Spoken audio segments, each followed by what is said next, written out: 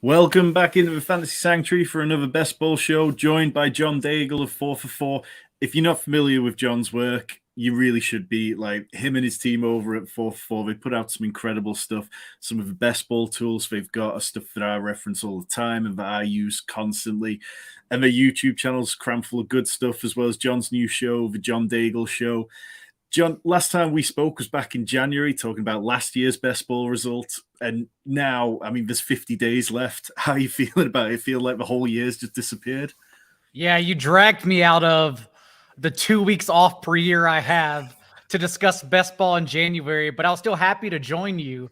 And at that time, I was still not caught up since I was still looking for rookie profiles and building out everything for the draft.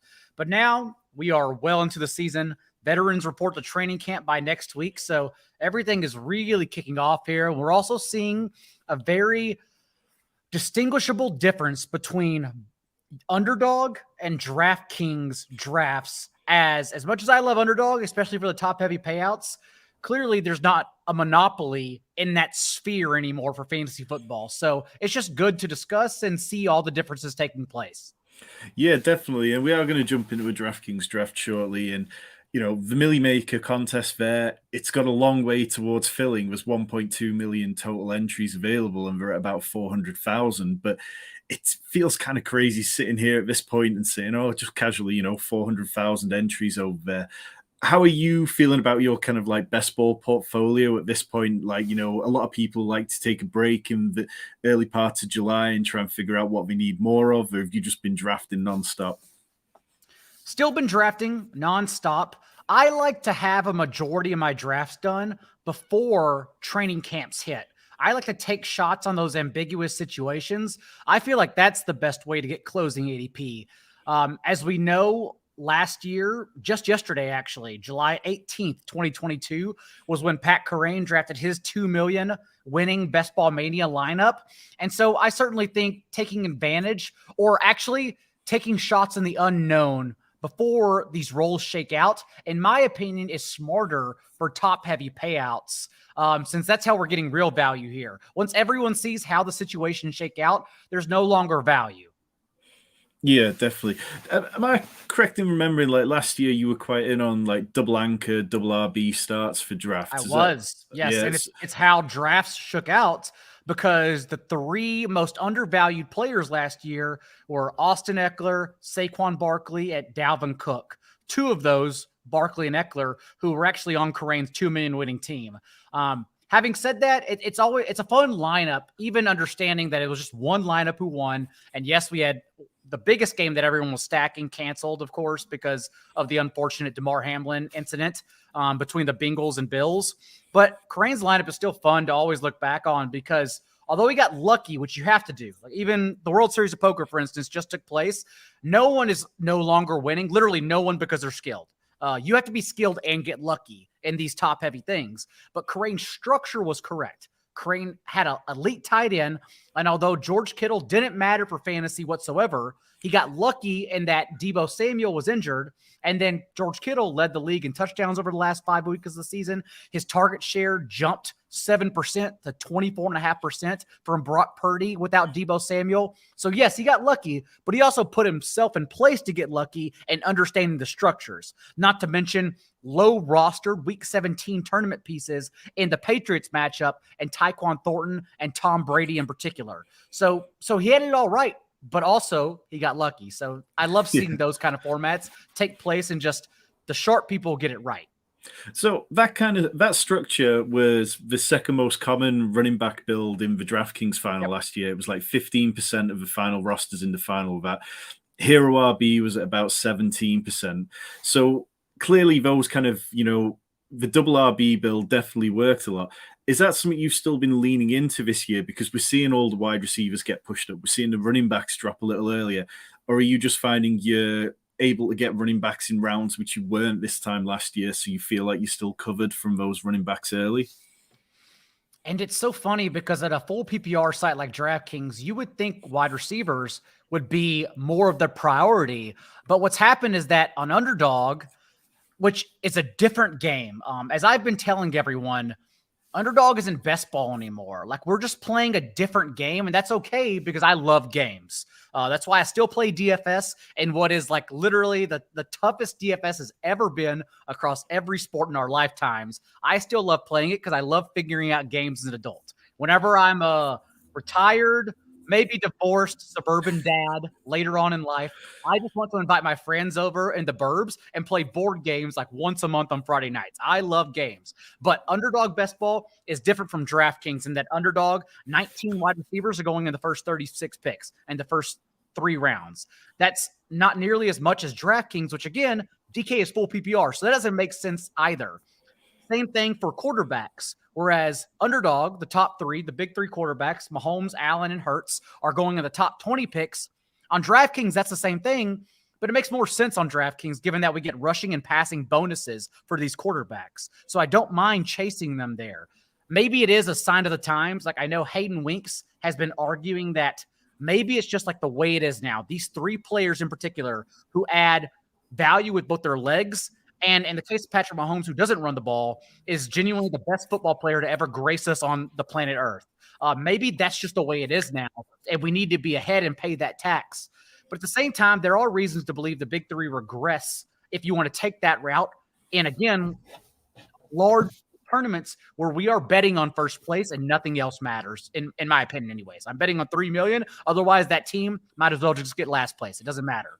So, yeah, it's just fun to talk about it from both sides.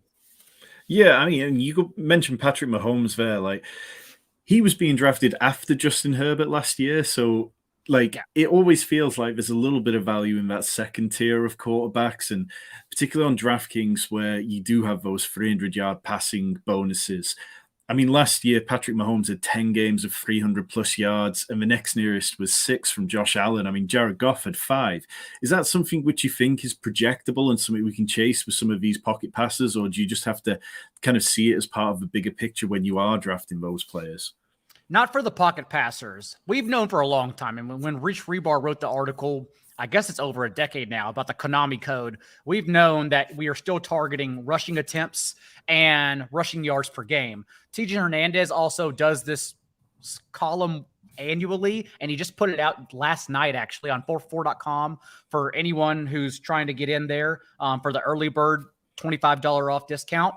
And he does the stats that are most sticky year to year. And the quarterbacks one even highlighted that rushing attempts per game and rushing yards are basically nearly 1-to-1. It's like those things carry over, just like from college to the NFL, they carry over year to year for quarterbacks. And so if we are looking for someone to break into the top 3, it does seem like it's most obviously going to be Lamar Jackson or Justin Fields.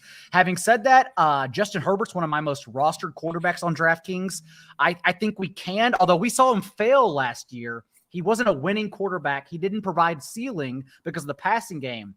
I do think there are more reasons to believe in his outlook this year between Kellen Moore, Quentin Johnston, list goes on and on. We'll talk about that more as we get into drafts. But really, I've been betting on those 3 guys. We can count Joe Burrow in there. I've been betting on that tier instead, not trying to get too cute and say, like the Tuas, Daniel Jones. I love Geno Smith. Geno Smith's my QB 10 overall, and that's way above consensus. But you still have to run the ball to get there, and Geno Smith doesn't provide that. So I try to get more cute and say, take a stand on the second tier of quarterbacks rather than overvaluing the first tier or trying to stack the third tier on. Love that. Okay, so let's jump into a draft because DraftKings does take a moment to fill, and it does take 2 minutes once we're in. The so $10 is easier to fill. I've tried filling that $9 single entry or $4 single entry on a live stream, and you just have to back out. Like that's the issue with DK, is that some tournaments are not filling quickly enough.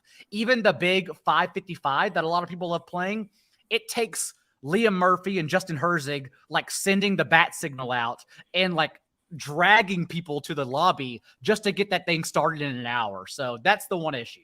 Yeah. Okay. So if you're in the chat and ready to go, let's go now. Yeah, it's frustrating, particularly with the smaller contests as well and the single entries. They're just not filling up particularly quick either. And it makes it, the $4 single entry. There's no point entering that until it's closer to being full. And, all the sharp people are tending to stay away from it. And I think DraftKings has definitely gotten better with what they're providing, but it's still not perfect by any means. So we are going to be picking from the 5th pick. Let's have a quick glance who we've got in here. A couple of familiar names. If you're in the chat and you managed to jump in with us, do let us know. I will just make that screen slightly smaller. John, have you been drafting a lot of these $10 milli makers? Not so much the $10 milli makers, but I've been drafting more of the niche DraftKings drafts. The $9 3 max, because as our friends Eric Beinfor and Rob Coakley at Spike Week have pointed out, the DraftKings payouts are genuinely like the best. The low stakes payouts are like the flattest, evenly structured, and that includes the rake. And so I say everyone should go play the $9 3 max, the $4 single entry, the $15 single entry. I've been getting into some King of the Desert qualifiers as well, which are actually really softer than you would think for a qualifier to go on to play for like $500K at the top. So I've been playing a lot more of those types of drafts more than the Millie Maker. So we got Jordan at pick 2 here. Yeah, I have the $9 ones I really like. I mean, even the DraftKings, the $10 milli maker with the $150 back if you max enter this, and then the kind of offers that DK are having to flood out to try and get people to start entering it. I've got a feeling that we're going to end up, you could max enter this tournament. It's probably not going to cost you more than $1,300 all in all.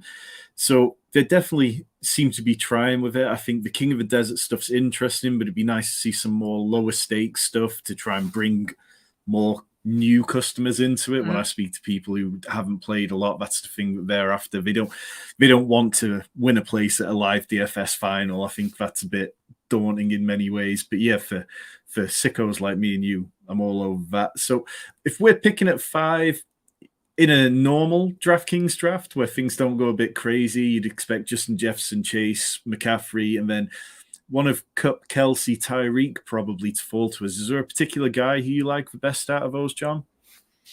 I feel like I've said the stat so many times on so many shows. So we're in mid-July and it's already getting run over. But Cooper Kupp is my wide receiver 2 overall, yes, ahead of Jamar Chase and Tyreek Hill. All have the argument. First off, all of the argument to be the wide receiver 1 overall. Every single one of them had like actual flaws in their game. Even Justin Jefferson.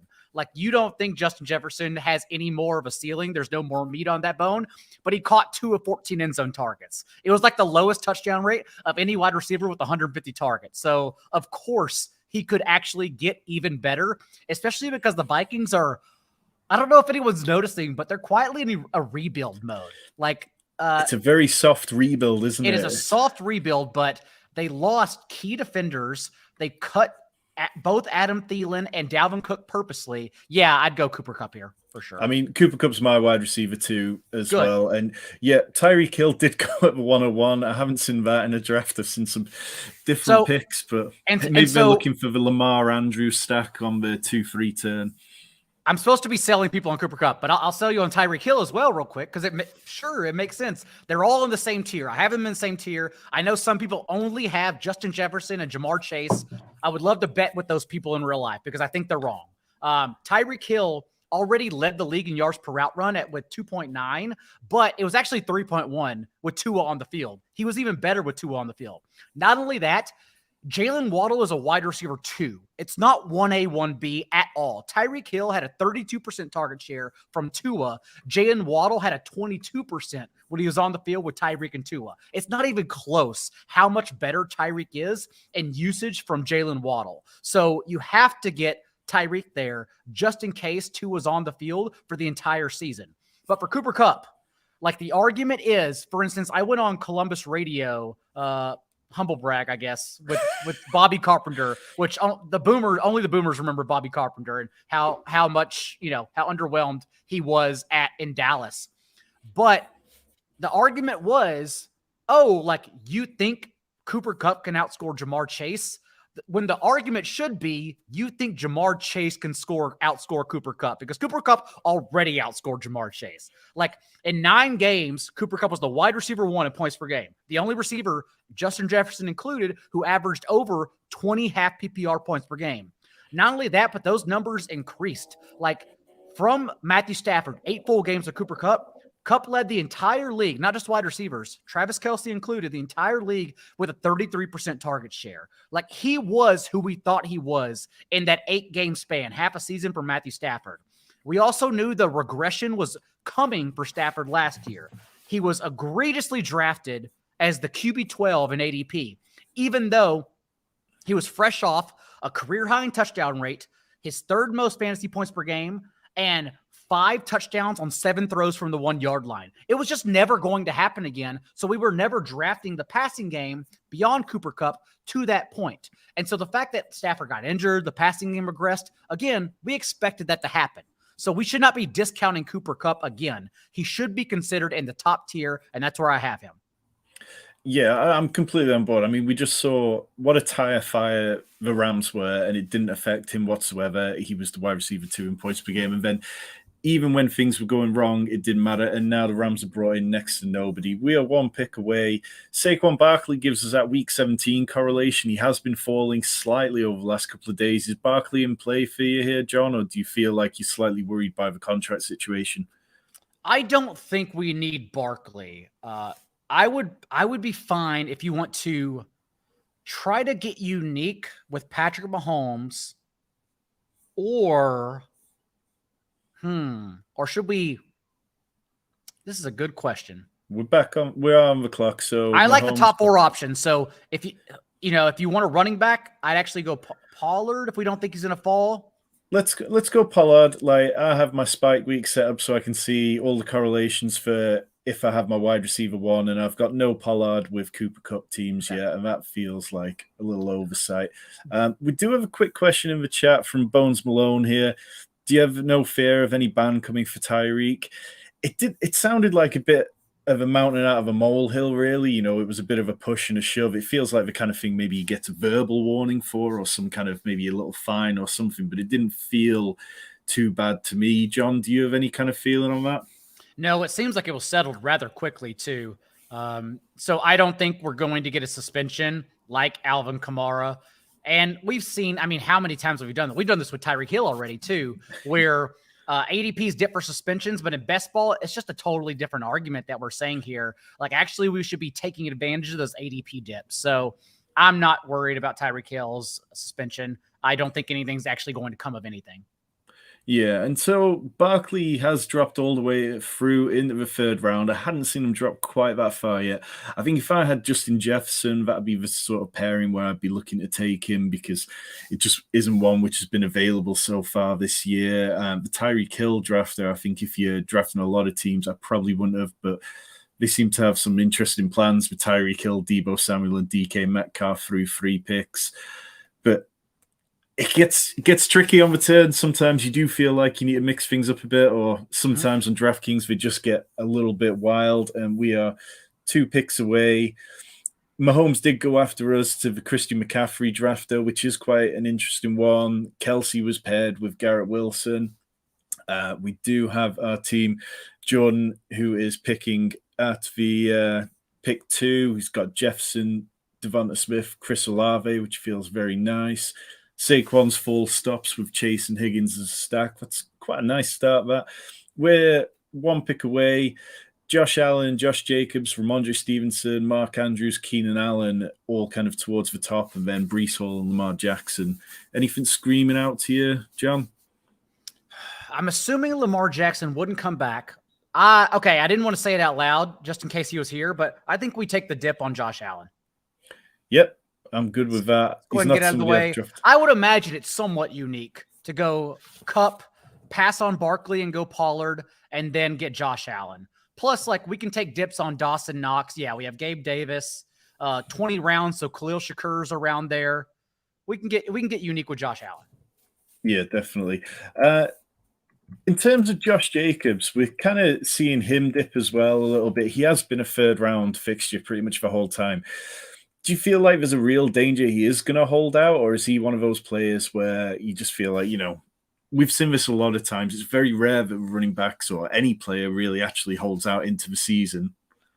I'm fairly adamant that Saquon Barkley is the one who is there by week 1. It seems like he's turning this contract situation, which is really just the NFLPA. No, it's actually American capitalism is what it is. But like we don't have time to get into that subject.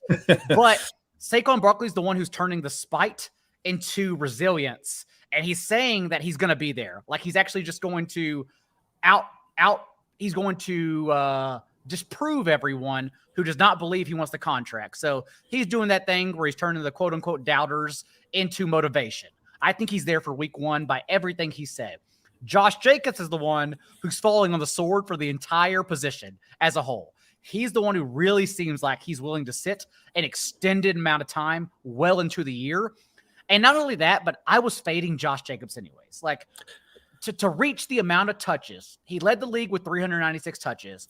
In the last decade, only 4 other running backs have recorded 390 plus touches. So first of all, we're not getting that amount again. Second of all, those 4 other running backs, the maximum they reached the following year was 237. So I was already just playing the historical outlier card and saying Jacob was going to be roughly at 300 touches, if that. I already wanted to fade him anyhow. But now that we get everything he's saying around his contract, and I just genuinely don't think it matters. So I will gladly let Jacobs keep falling, and there will come a point where I'll take him, but I don't think it's the top or mid of the 3rd round. Yeah, so we're 2 picks away. I'll come back to Jacobs in just a second, but we do have an auto drafter in front of us, which might cause us a few headaches. But we've got Joe Burrow, Travis Etienne, Najee Harris, DeAndre Hopkins, TJ Hawkinson, Mike Williams, Christian Watson, that kind of Kenneth Walker, and DJ Moore. It's an area of the draft where nothing really takes my fancy too much. I've been drafting quite a bit of Mike Williams. John, anyone you want to bang the table for? I'm trying to think of stacks we should be setting up right now. Yeah, there's not a whole lot. DJ Moore, Terry McLaurin. There's nothing correlation-wise. I don't mind Christian Watson, which is funny because I also understand he's the most volatile player in all of fantasy football. Like, if someone actually just loses you weeks, it's probably Christian Watson. But in best ball tournaments, he's clearly shown he's someone who also wins your weeks for you whenever he scores touchdowns. So I don't mind Christian Watson. Yeah, it feels like the difference in price between him and Romeo Doubs and Jaden Reed is possibly a little bigger than it really should be by the time that all's said and done. But yeah, we saw those 3 weeks where he kind of was the wide receiver 2 or so in points per game and really just put up huge numbers and obviously, yeah, took teams towards the playoffs and stuff. With Josh Jacobs, do you think there's any kind of chance that Jimmy G could actually be better for him than Derek Carr was because Jimmy G is such a check down maestro? Do you worry that if Josh Jacobs does come back that he might just end up being this sort of like PPR god? That's a good counterpoint. I think I still worry about the offensive line. I still worry about the offense.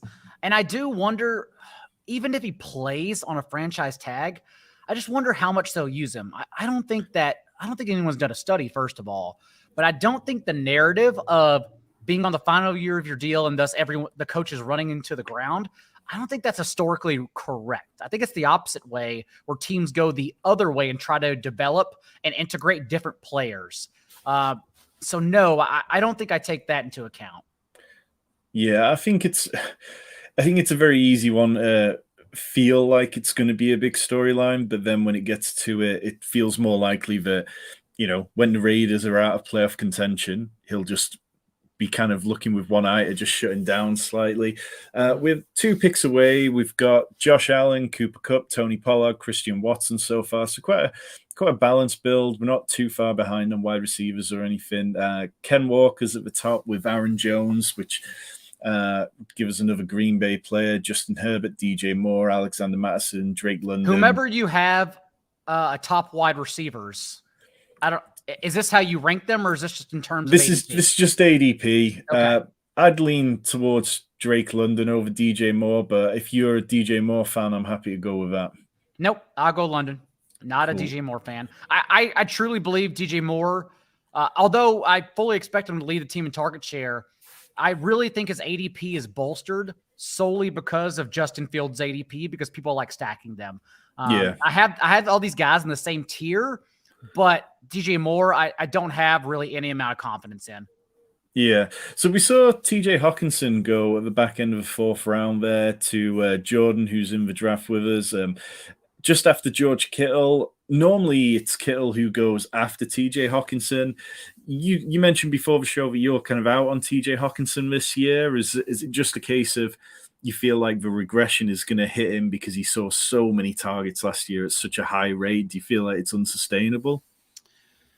I think he's being touted as a ceiling player. Like, everyone assumes he's going to be the guy. He's one of the few guys that can take down Travis Kelce. But like, that wasn't even the case when he joined Minnesota without Jordan Addison. Yes, his targets per game improved. He was 6th among all tight ends, 6.1 in targets per game with Detroit, and it jumped to 8.6, second among all tight ends in Minnesota. But remember, like, he still wasn't a ceiling option. He had 5 top 12 finishes over his last 10 games, but he only went over 80 yards twice, both against the Giants, who were top 9 in catches allowed to opposing tight ends. He actually averaged fewer fantasy points per game, 9.9 with the Vikings, than he did with the Lions, 10.3, because of the way Minnesota used him. Because what they did was increase Justin Jefferson's depth of target. Justin Jefferson in the second half of the season, he jumped from 8-yard depth of target to over 11, because instead of running intermediate routes, they dragged TJ Hawkinson to the closer to the line of scrimmage and said, you're the guy who's just going to get floor targets, which is why he didn't have a ceiling. And we're going to send Justin Jefferson deep instead. And that's why 60% of his targets with Minnesota came within 9 yards of the line of scrimmage. His yards per target with Minnesota, Hawkinson's, dropped 3 full yards, like from 9 to 6, because he was just a shallow, high floor option. But especially where his draft capital is clearly in this one, we're not looking for high floor options. We want tight ends to win our week. And in my opinion, TJ Hawkinson doesn't win your week. He just helps you not lose it. I don't want that. I want you to burn Travis Kelce to the ground. And Hawkinson's not the guy who does that. So now you factor in that Jordan Addison, a competent Blitnikoff winner for the best receiver in the nation at one point, is in this offense. I genuinely think we should be taking volume away from TJ Hawkinson, not trying to project him for what he averaged over the last 8 games of Minnesota. Yeah, I think that makes sense. I think it's, I just threw a lot of numbers at you. I'm sorry. No, that's okay. My job is to communicate, and I felt like I communicated poorly there. No, it was great, because I think it's all valid, because what TJ Hawkinson did was, it was more a case of Mark Andrews wasn't going off, Kyle Pitts was injured, and, lots of other players. It was really only George Kittle and Travis Kelce were doing anything. We are back on the clock, and Cam Akers has fallen 10 picks. We got to go Cam Akers. We have to. I'm fine with that. I don't draft a lot of Cam Akers, because as somebody who drafted Cam Akers and DeAndre Swift last year and a lot of Trey Lance this year, I have a mantra that I'm trying to draft players whose coaching staff like them. But with the Cooper Kupp pick already, I'm ready to spin the dice on it and see how it works out. Are you saying the coach that gave Cam Akers 19 touches per game from week 13 on, that his coach doesn't like him? I mean, it seemed like it was one of those situations where nobody was happy about it after Cam Akers tried to go and get a trade. The Rams gave a blessing to him. Neither of them could find somebody who wanted to trade for him.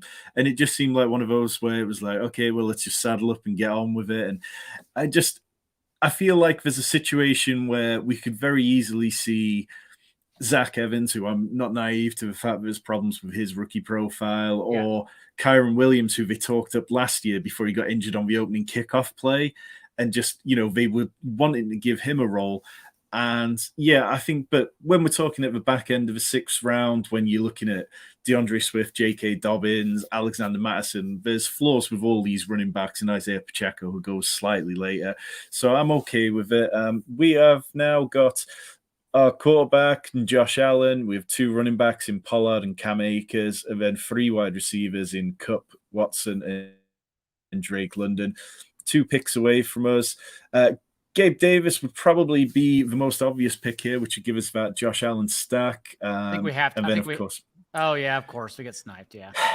It's okay. Stream of life. So we do have Damian Pierce, Michael Pittman, Darren Waller, James Conner, Jordan Addison, which would be a nice hedge against TJ Hawkinson. Or we could go down to George Pickens, Jahan Dotson. I'm fine tacking on our tight end here, Darren Waller. Yeah, I like I don't know how you feel about Darren Waller. So Darren Waller was somebody who I didn't get a lot of for a decent portion of this offseason. And when I've drafted, I'm at 75 of 150 on this contest. And when I kind of down tools about a week ago and started wrapping up some slows and looking at what I had, I was like, well, Darren Waller, I don't think he can jump to being a top 2 tight end anymore. But I think he could jump Dallas Goedert very easily. I think, so much of Dallas Goedert's work comes on screen games.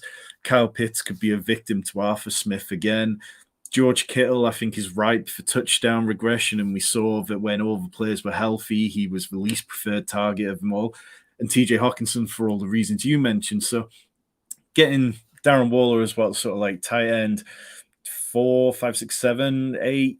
I think he can jump up to tight end 3. Simply because Daniel Jones needs a player who can win on the boundary and win downfield, and all he has at the minute is just an abundance of slot receivers. To me, Darren Waller's floor is TJ Hawkinson. Like if we are arguing about, or if I'm in the minority discussing that like TJ Hawkinson's depth of target does not allow him to be a ceiling player, to me, that's Darren Waller's floor. That's great because last year we know he was just misused. Like he led all tight ends with a 14.5-yard depth of target. And that's why he could only register a 19% target share when the 3 years prior to that, under John Gruden at least, he had a 25% target share. So I don't know why Josh McDaniels only decided to send him deep, and that's it. And we're expecting the Giants to drag him closer to the line of scrimmage and be that necessary safety valve and intermediate target. What we really want fantasy, though, like a Travis Kelce, like a Mark Andrews, is a combination of both. So if Darren Waller can get both, that's amazing. That's the guy that's actually going to outscore Kyle Pitts, TJ Hawkinson, go on and on. And I understand he's missed 15 games the last 2 years, so we have to factor that in. But his floor alone makes him, in my opinion, a great option for the onesie position in that range, as opposed to TJ Hawkinson. Yes, we are 1 pick back away now. James Cook, Evan Ingram, Dak Prescott, who probably is no interest to us, Cortland Sutton, Michael Thomas, Elijah Moore, and then down to the Ravens cluster of receivers. Look at wide receivers. Just the wide receivers. Oh, we're already here, huh?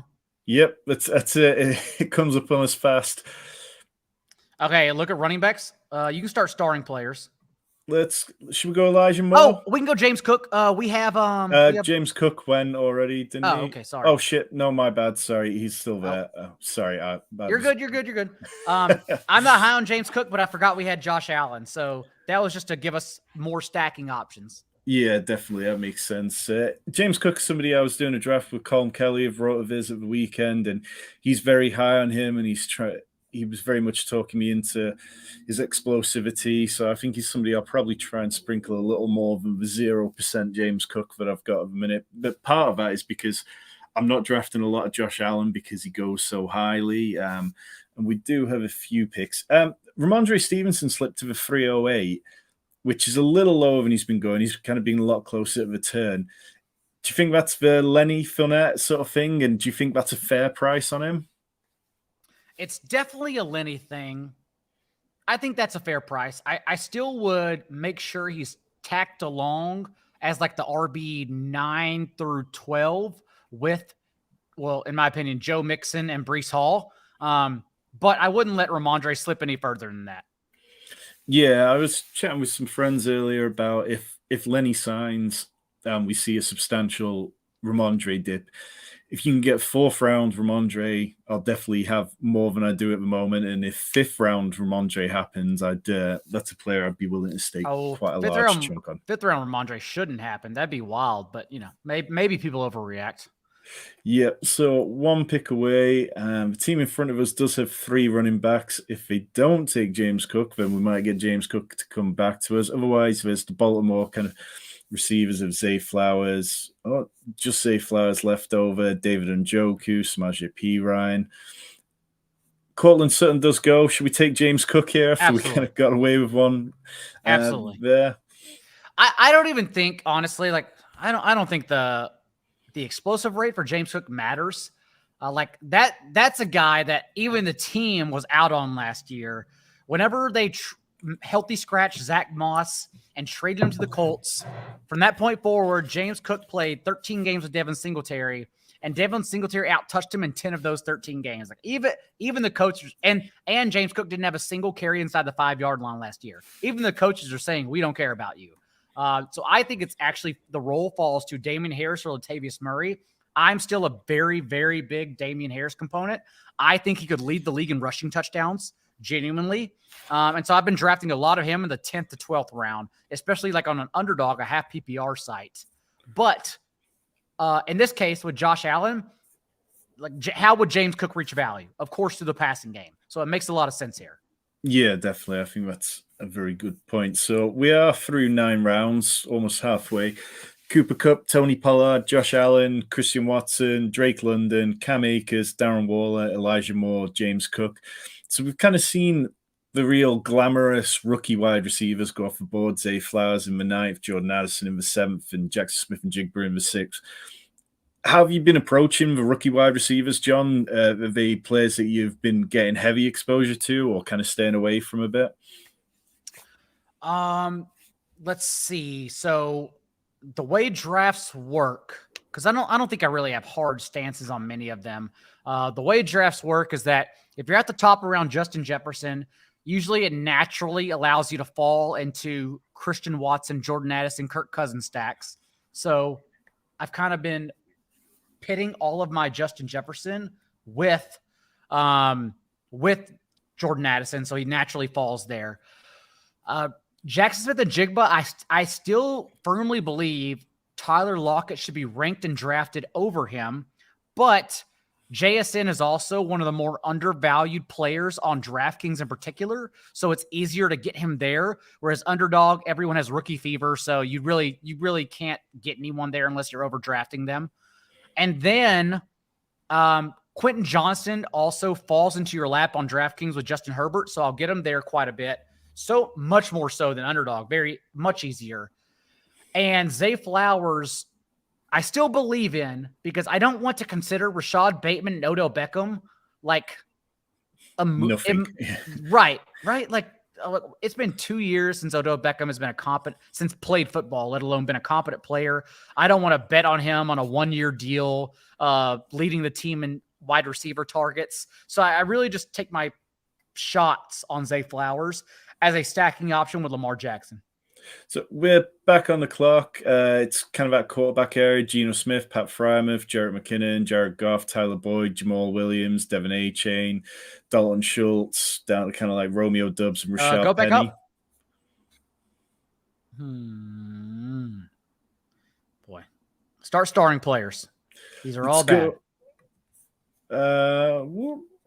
Let's go Jamal Williams. No, we auto drafted Dawson Knox. That's my bad. The queue is That's okay. As I always say on drafts, because it's hard to stream and talk. Big picture takeaway. Do as I say, not as I do. Well, if Dalton Kincaid has a terrible year and doesn't really make the field, that's okay. We'll have scooped some value back there. He'll make the field, but Dawson Knox is a slot receiver, right? It's like Dawson Knox ran 55% of his career routes in college from the slot.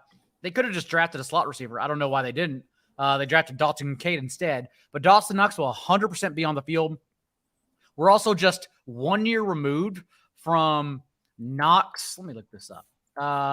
1 year removed from Knox finishing as, his last 2 years. He's been the tight end 9 and tight end 12 in points per game. He's also second in end zone targets behind Mark Andrews among all tight ends. So, like, Dawson Knox is a player everyone, not at this ADP, but everyone should be taking advantage of because the dip makes no sense since he's still the starting tight end and he's going to be on the field. Yep. Yeah. One other part of that that's a little bit of a nightmare for us is we do now have 2 tight ends with week 13 buys, so we might be looking to add a third to that. Lean into But it. let's get ahead of the curve on this one. So, in terms of players here, we do have Gino, Pat Frymouth, Jared Goff, Tyler Boyd, Dalton Schultz, Russ Wilson, Rashad Penny, Romeo Dubs, Sky Moore, Damian Harris, which feels a bit too Awful handcuffy. options. Yeah, Okay. Jacoby Myers. You can start starring your top players, running backs and wide receivers. We need more wide receivers for sure. I think, yeah. So I'll move Rashad Penny up to the top. In terms of, are you in on Tyler Boyd, Romeo Dubs, either of those? Sky Moore? I guess it would be Sky Moore, unfortunately. I think Sky Moore makes sense because it feels very much like Sky Moore could see his value jump very soon. I'll take him because we are through 11 rounds, and that was only our fifth wide receiver there. Generally, on DraftKings, I try to leave round 9, ideally with 5, but it doesn't always work. But you used to work for Roto World. You've seen the power of blurbs, and it seems like Sky Moore's already just creeping up because there's been reports that he seems the most likely player to take over that slot role this year. Do you think he's going to carry on that sort of rocket ship? I don't know if it's a rocket ship, but the fact he's been in on 3 wide receiver sets at OTAs certainly makes me much more confident in drafting him. And basically arbitraging Kadarius Toney, since everyone would rather take a top 60 stance on Kadarius Toney for no reason. So I would just rather take my shots at later rounds. Yeah, that makes sense. Even though, if Richie James led the team in slot targets, who Richie James is actually good, then that wouldn't be shocking either. Yeah. If you are finding us here for the first time tonight, if you want to give us a little bit of just a smile on our face after that Dawson Knox auto draft in round 10, hit the like button, hit the subscribe button. We've got loads of redraft content coming out over the next few weeks. Rich is just starting a new Dynasty series about how to rebuild and the right time to do stuff like that. Best Ball Show, we're going to double it up through August. We've got Justin Herzig coming on in a couple of weeks' time. We've got loads more guests booked in through the whole of August, and we're doing drafts on both Underdog and on DraftKings. So hit that subscribe button. John, you just launched the John Daigle show over on 4for4. How's that going? Well, I think they allowed me to have it just because they know how bored I'll get if I'm only talking about football 7 days a week. I already do 6 videos a week about football, and it's July. Let me talk about life. Let me talk about other things I think are more important to people. So the football shows are still absolutely up there. But on the John Daigle show, I usually start by showing a cocktail mixture that you can take to your friend's home. You can show them you have this fancy recipe, even though it's really easy. Tomorrow morning, by the way, 10 a.m. Eastern, I'm showing you my favorite, especially when it's hot out, spicy watermelon margarita. I can't wait because it's literally one of my favorite drinks. So I do that. I sometimes take it to the kitchen, make food recipes for everyone. I interview other things, like when Rob Coakley was top 150 in the World Series of Poker. I interviewed him about it. So it's just a different thing. There is football, and there will be more football starting next week when training camps begin. But it's just a different outlet. I think, it's always good to get a little bit of a break from things like that. I'm a big fan of. That's what I need. So we could take Matthew Stafford here for our second quarterback, lock that in with the Cooper Kupp, Cam Akers stack. Do you want to do that, or do you want any of these other options kind of standing out to you? All right, Jaylen Warren's 140. I don't mind Jaylen Warren here. Click on wide receivers.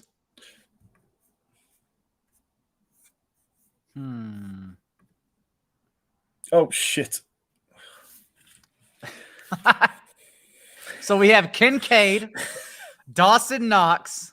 Again, pick big picture takeaways, everyone. This is, yep. Tom, how often do you stream? I know you stream a lot. I stream every week. I've been streaming 2 times a week. And you should know by now to star and drag guys to the top. That's the rules of streaming. And what's really frustrating is how crappy DraftKings queue system is. It always seems to go wrong. And this is definitely the worst one, but I'm excited to see how we turn it around. Matthew Stafford does one after. You know what's unique? Overdrafting Dawson Knox and Dalton Kincaid. That's what makes a unique best ball team. But when they both score 2 touchdowns in week 17, this team might not. Juwan Johnson, unfortunately, isn't there, or Jalen Warren, unfortunately, isn't there anymore either. All right, star KJ Osborne, get on that. Darnell Mooney, I guess, and Tyler Algier. I'm fine with all those guys. And I'm going to drag these players down. Okay, so all three of those did make it to us. KJ Osborne, Darnell Mooney, or Algier. I mean, we do have 3 running backs that kind of feels okay, or they are, not the strongest, but I'm fine with KJ Osborne. We have Christian Watson. Give a little bit of a stack. We're going to have to get Devontae Parker in here because we have this Buffalo super stack, and we need Patriots players to add to it for Week 17. And it'd be maybe a Patriots tight end would give us a player who doesn't have a bye week in Week 13. We could always see if Hunter Henry really late is there for like our last pick or so. What's Hunter Henry's bye week? It's Week 11, not Week 13. Okay. So it's when you bet on Darren Waller as an elite tight end 1, that's when I really don't draft 4 tight ends. But in this case, if we want to avoid the bye weeks, that's fine. Yep, it's definitely been an interesting one, but I think, it happens sometimes when you fast drafting, the door goes or something, and you have to get up and you have to go, and then you come back and you're on the clock, and just before you hit the button, that's that auto draft, and it's always interesting to try and dig yourself out of a hole on this one. So, yeah, it's not the finest draft that I've seen this year, but it's been a bit of a strange room. We've seen this team on return when 3-5-3-2 with Trevor Lawrence unstacked, but with Travis Etienne, and then Aaron Rodgers and Brock Purdy at the 11th round. There's, the team next to us started with 5 running backs out of the gate and then went very heavy to try and get themselves out of a hole. Russell Wilson unstacked, but yeah, it's, this is DraftKings drafts, isn't it, John? There's always at least one drafter that seems to have some kind of fun ideas. Well, we are that team that has quote unquote fun ideas. That's okay. We've still got our points in. That way everyone can take away that I'm still very, very high on Dawson Knox. Not this high, but I'm very high on Dawson Knox, and allowing your league mates to think Dalton Kincaid takes away from him because he doesn't. Yeah. In terms of Buffalo tight ends, is that how you've been dealing with it? You've gone Dawson Knox over Dalton Kincaid. We are seeing Dalton Kincaid's ADP start to drop over the last few weeks a bit.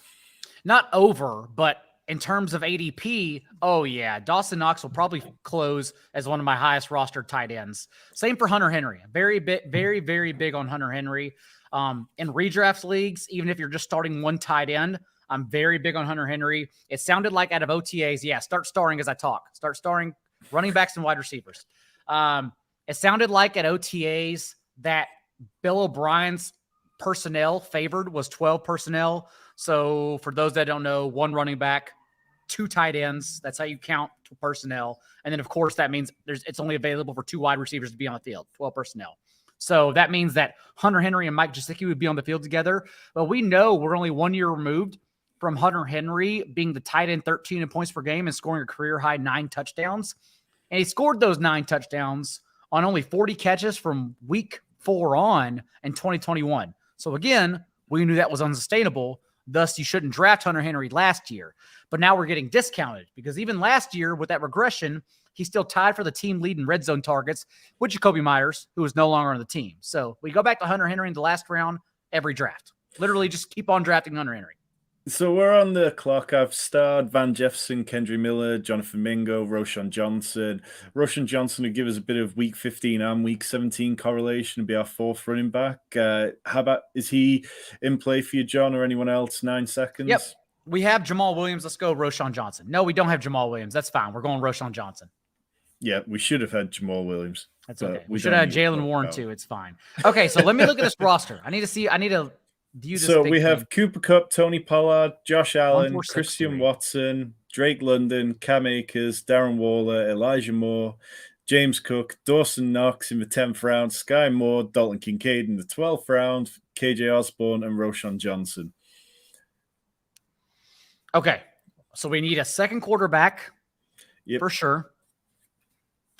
So quarterback-wise, I mean, Desmond Ridder be available probably at our next picks, which would give us the Drake London stack and correlate with Roshan Johnson as well.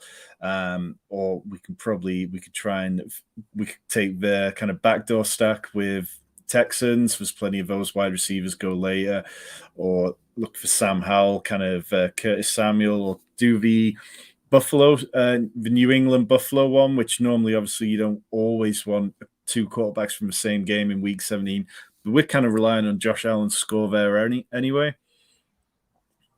I think I'd rather wait for Desmond Ridder. Yep. Okay. Ryan Tannehill should also be in this range now. Yeah. Back on the clock, Jonathan Mingo, Van Jefferson, Kenny Gainwell, Jerome Ford, Tajay Spears. Let's go Mingo. Good. I'm fine with that. I mean, Bryce Young is already gone, but I don't think that's too much of a worry yet. We can come back for, I feel like. And it's always a concern to prioritize any players from rookie quarterbacks every year. But if we're banking on this second half explosion for any rookie, I don't mind betting on the athlete, Jonathan Mingo. Yeah. How are you feeling about Desmond Ridder? He's a player I kind of struggle with a little bit, but I'm high on Bijan Robinson, I'm high on Kyle Pitts, and I'm high on Drake London. So it feels like I have to draft some Desmond Ridder at some point, unless I really believe in Taylor Heineke, which I don't. It's not really about believing in Taylor Heineke, though, just because this schedule, the division, is so bad and so soft that it's almost impossible for Desmond Ridder to get benched unless they're winning, like Tyrod Taylor with the Bills, if you recall that situation. Yep. And they put in Nathan Peterman. Like, that's the only way he gets benched, is if they're winning and they still bench Desmond Ridder. And so I just kind of think he starts, like, I don't believe him as a prospect or player at all, but I kind of think he just keeps on starting by default, because this is a 10 or 11 win team.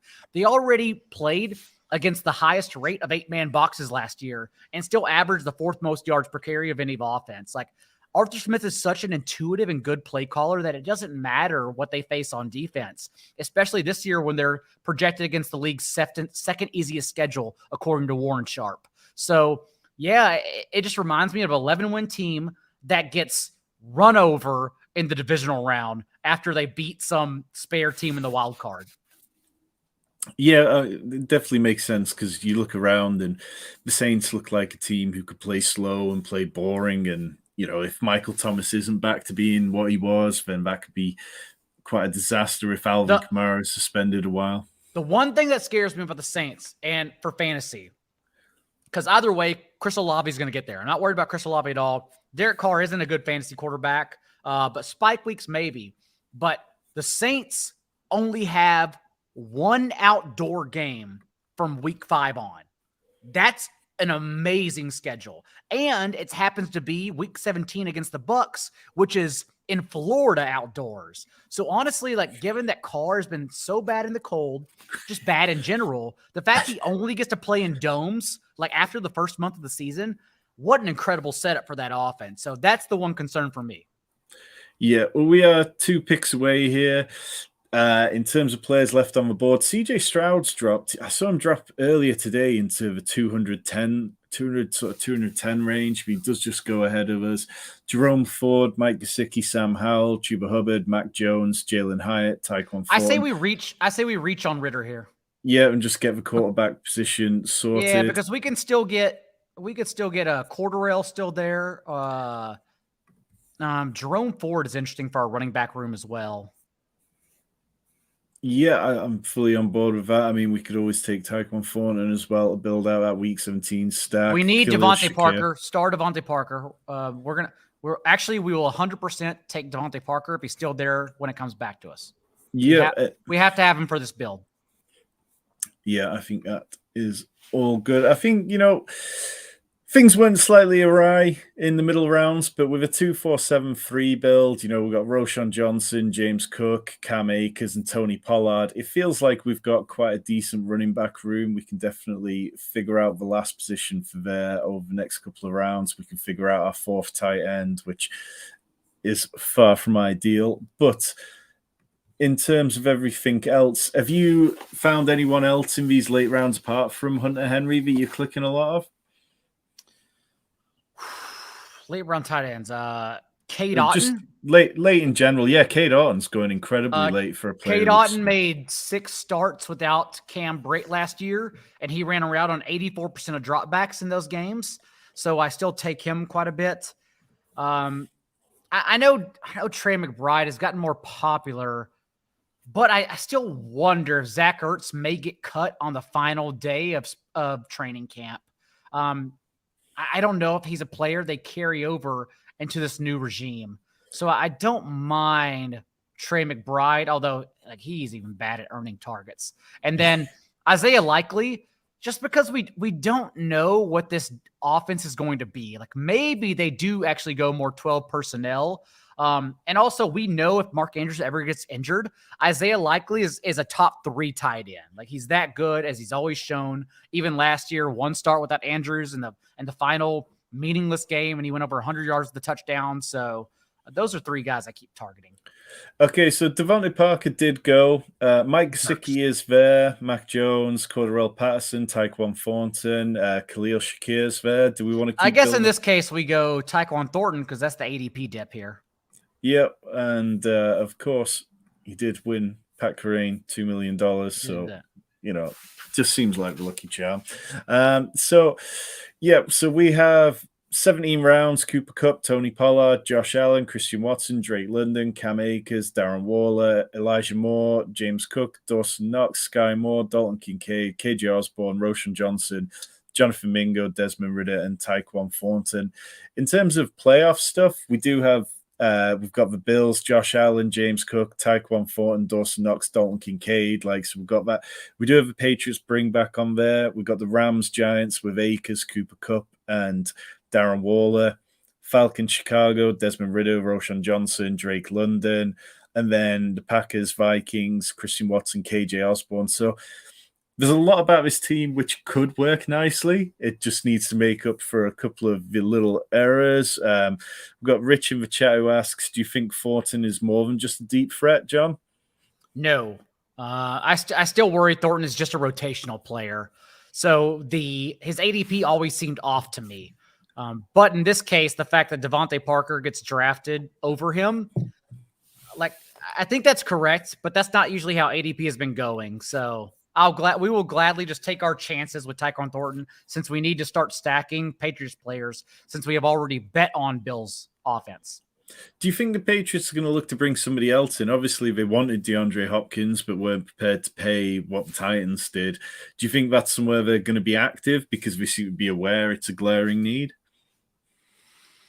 The Patriots as in wide receiver? Yeah, sorry, wide receiver, yeah. No, I don't think so. I don't know what happened and why they brought Hopkins in. Maybe because Belichick respects him so much.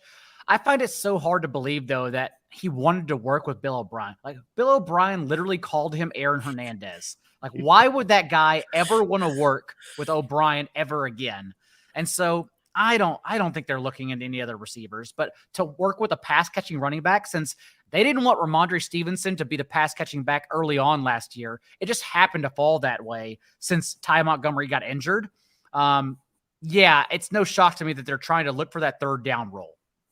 Yeah, okay, so we are a couple of picks away. We've got 2 picks left, and we need a tight end, and we need a running back. We'll get to the tight ends in a minute, but in terms of running backs, as Kareem Hunt goes off the board, there's Juice Vaughn, Michael Carter, Latavius Murray, Matt Breida, Eric Gray, Joshua Kelly, who doesn't get drafted a lot. We are back on, and at the top of ADP is Hunter Henry. Should we grab him now or push him to the next round? Let's grab him. Oh, sorry. No, my bad. Mike Gesicki's there at top of ADP, who's fallen 30 spots. Should we go with Gesicki? Sure. Let's go Gesicki. I prefer Hunter Henry, but let's go Gesicki. Now go to running backs. Let's start starring some guys that may matter.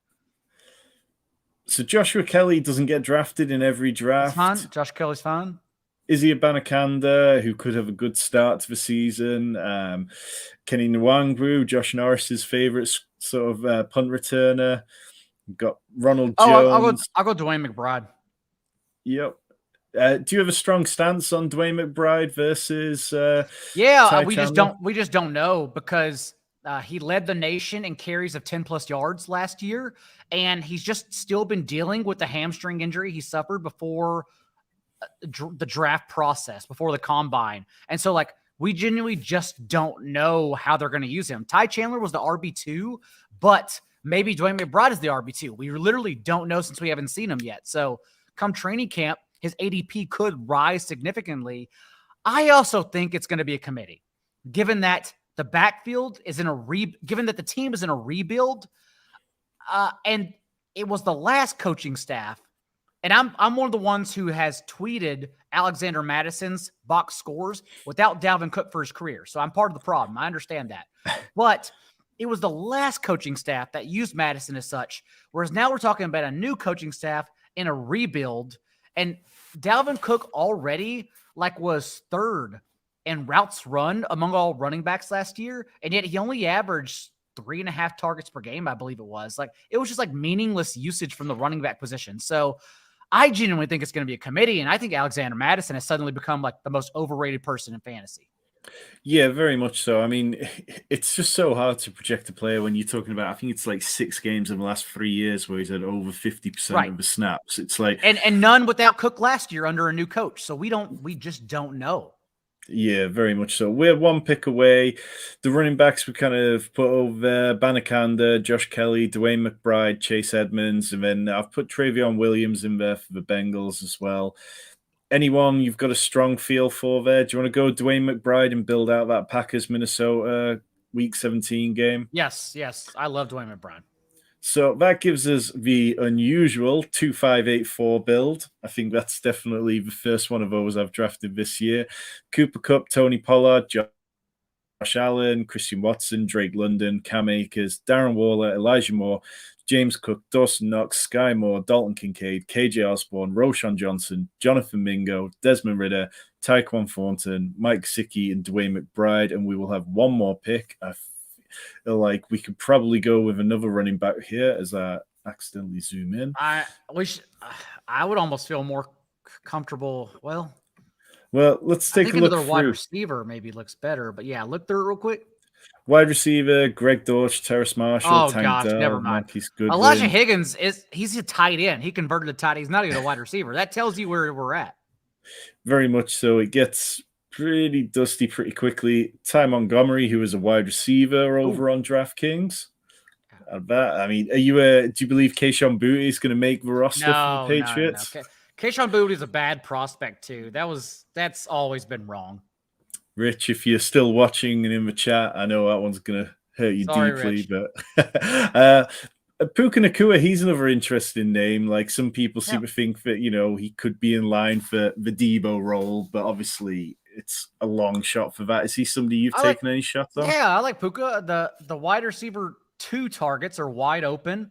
And if anyone's going to try to create their own Debo Samuel, it's definitely Sean McVay. Since Sean McVay was hired in 2019, that's when Debo Samuel was drafted. And since that time, Debo Samuel has averaged 11 yards per touch against the Rams. He's just sick of it. And he's like, okay, I'm going to get me one of these. And so it would be Puka, because Puka had the last 2 years in college 350 rushing yards and 5 touchdowns. That's how he was used in college. That's how he was used in OTAs. He was a running back and a wide receiver. So it makes sense. So sure, why not? What about Tutu Atwell? Do you think, there were moments where he flashed last year. It was just desperation, and the only reason that he was out there was that, he's not going to... it was due to players being injured, nothing more. Okay, and then one other name who's kind of interesting down here, Deontay Harty, who the Bills did play reasonable money to and then cut Isaiah McKenzie not long after. Any kind of feeling on him, or Kendrick Bourne for the Patriots? I would rather Ty Montgomery over Kendrick Bourne. I don't mind Deontay Harty since he's solely a big play guy. And then I think Michael Wilson is going to start in 2 wide sets, which is very important for the Cardinals. Michael Wilson practically did nothing in college. He was a Senior Bowl standout, which is where lazy scouts get all of their information. They just go to the Senior Bowl and then they scout and they draft the guy. They don't care about anything else. But they seem to really be high on Michael Wilson, at least from OTAs. We're back on the clock. Ty Montgomery, Deontay Harty, or Michael Wilson? Ty Montgomery, despite what I just said about Mike Wilson. I like Ty Montgomery. Yeah, so I think that's a very good point about Michael Wilson, though. Like, he is going very late in drafts, and it's definitely an interesting flyer to have if you believe that the Cardinals could be doing anything worthwhile in the back end. We do have a really tough schedule to finish the year, so it feels like there's potential for some shootouts. So that is our entire roster, 2594 build. Cooper Kupp, Tony Pollard, Josh Allen, Christian Watson, Drake London, Cam Akers, Darren Waller, Elijah Moore, James Cook, Dawson Knox, Sky Moore, Dalton Kincaid, KJ Osborne, Roshan Johnson, Jonathan Mingo, Desmond Ridder, Tyquan Thornton, Mike Gesicki, Dwayne McBride, and Ty Montgomery. The Week 17 stack that we have built out now features 7 players, including 3 tight ends in the New England at Buffalo game. Well, we also, I'm about to say, look at the rest. We have Darren Waller with Cooper Kupp and Cam Akers. We have, we have the Vikings. I think we actually did really well in terms of Week 17. In terms of this roster, did we scrape ourselves out of jail, John? Do you feel like it recovered okay, or do you think the damage that we did with the auto drafts is too much to recover from? The Dalton Kincaid auto draft is fine. The Dawson Knox was quote unquote unique. That was quite high for Dawson Knox. But if this team lucks into the finals, remember, like, the DraftKings finals is so much larger than Underdog.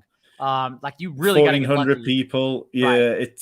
It's like, you look at the team that won last year. I don't know if you saw it, John, but it was a team that had one stack of Russell Wilson and Jerry Jeudy. It had a few Eagles players who were unstacked without Jalen Hurts. They had 4 quarterbacks.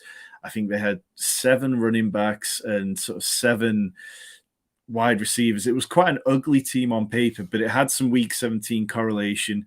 It was a pure hero RB build with Christian McCaffrey and then no running backs until Kenneth Gainwell. So, you look on Underdog and you saw King Capital's 0 wide receiver team that won $1 million. You looked at Pat Crane's double RB build, and it's like they were nice looking teams, but over on DraftKings, the team that won it was definitely a little bit more on the ugly side, and it feels like there might be just a little more room for different builds and stuff. I think that's kind of the get out of jail free card. And our running back room of Pollard, Akers, Cook, Johnson, and McBride, it feels like we can get by on that okay. I think, Pollard and either Cook and Akers is going to need to do the business most weeks, but we've got a nice enough wide receiver room. It could be worse. Full PPR site. James Cook still in the pass catching role. I think that's totally fine. Who is our 4th and 5th? McBride and who else? McBride and Roshan Johnson. All right, so we're definitely gonna need a little bit of a help, a little bit of breakout, but at least Roshan will be active every week. He was special teams captain in Texas. He is not only the best pass blocking running back on that team, but also, like, he was one of the best pass blocking running backs in the nation. So, like, he will be active every single week, which gives us a chance. Very much so. And yeah, I think in terms of the wide receivers, we've talked about the tight ends a lot, but Cooper Kupp, Christian Watson, Drake London, Elijah Moore, Sky Moore.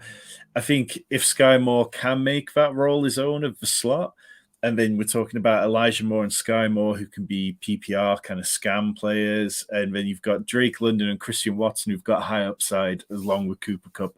It does feel like there's some ceiling there. Obviously, we're counting on Josh Allen to really bring in some big performances as well.